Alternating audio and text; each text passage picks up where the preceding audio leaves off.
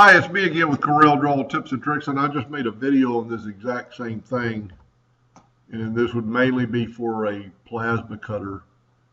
These nodes are going to give you problems, and I've already made his tail look a little bit bigger. On the other video, we swapped tails with these two horses, but I did not do his mane.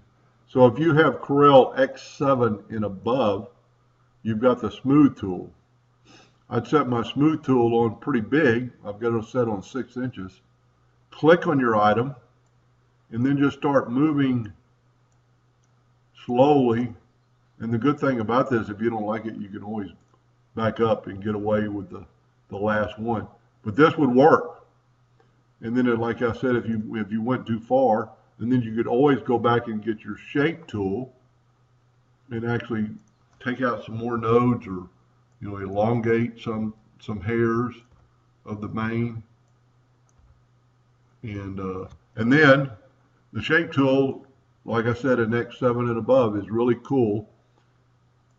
Grab your smoothing tool, and let's make it a little bit smaller this time. Let's make it 2 inches, and let's click on our item and just minutely change what you're doing. You're just smoothing out these nodes. So let's get back to the shape tool. Let's look at all these nodes. Well, let's do it back. Let's get the shape tool. Look at all these nodes. Now you can go through here and delete these easy enough.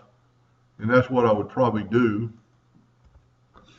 And because nodes in a plasma cutter, even in the laser, it's going to make it look a little smoother.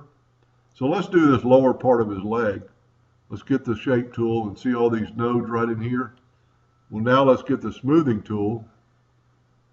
Click on that leg and just start moving it around, and what it's doing is actually smoothing it out. Now let's get the shape tool back and look at those nodes that are gone. Like those are like 4 nodes so close together, they're going to cause you a lot of trouble.